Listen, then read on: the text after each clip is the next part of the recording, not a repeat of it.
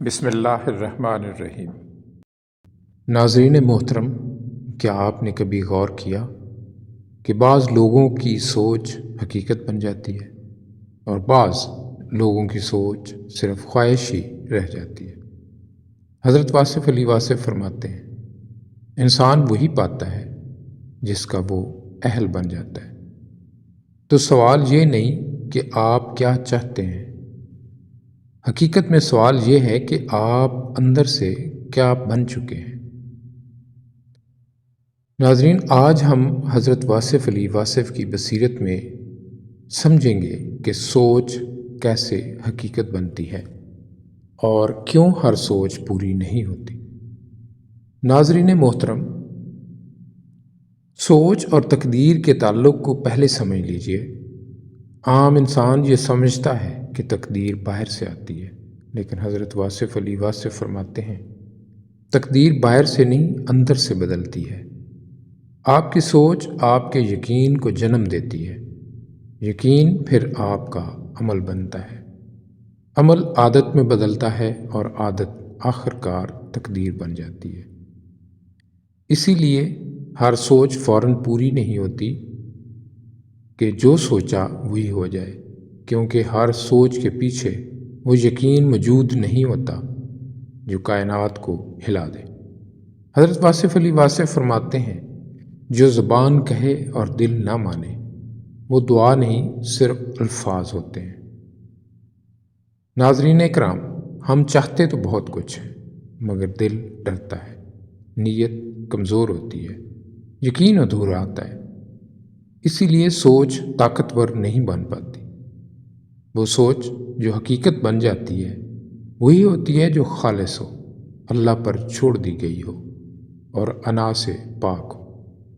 حضرت واصف علی واصف فرماتے ہیں، جب بندہ اپنی خواہش چھوڑ دیتا ہے تو اللہ پاک اپنی عطا نازل فرماتا ہے۔ یعنی جب آپ اصرار چھوڑ دیتے ہیں تو سوچ میں اثر آ جاتا ہے اور وہ سوچ حقیقت بن جاتی ہے۔ جب آپ اللہ رب العزت کے سپرد کرنا سیکھ لیتے ہیں تو پھر جو سوچتے ہیں وہی ہو جاتا ہے۔ حضرت واصف علی واصف فرماتے ہیں، خاموش یقین سب سے بڑی عبادت ہے۔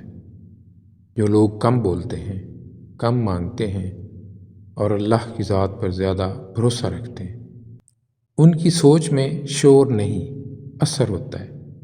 کائنات شور نہیں سنتی، کائنات یقین سنتی ہے، اور جب یہ خاموش یقین آپ کے اندر بیٹھ جاتا ہے تو آپ کی سوچ حقیقت بن جاتی ہے۔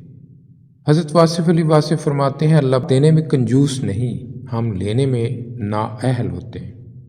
اللہ رب العزت کی عطائیں بے پناہ، مگر ہمیں مانگنے اور لینے کا سلیقہ ہی نہیں آتا۔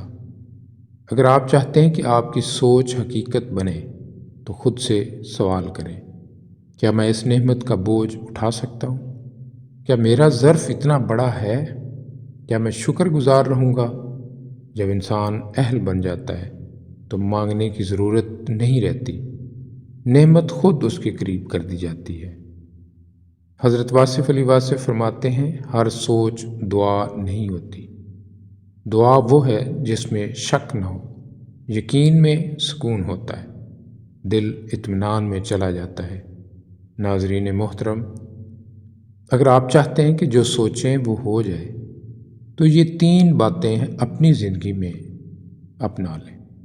سوچ کم، یقین اور بھروسہ زیادہ، مانگنا کم، شکر زیادہ، بولنا کم، اللہ پر توکل زیادہ۔ حضرت واصف علی واصف فرماتے ہیں، خاموشی میں وہ مل جاتا ہے جو شور میں نہیں ملتا۔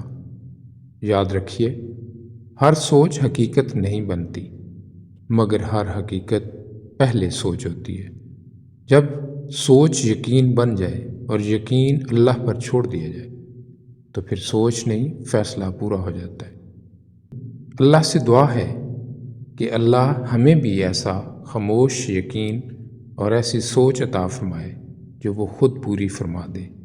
آمین یا رب العالمین۔ وعلیکم السلام ورحمۃ اللہ وبرکاتہ۔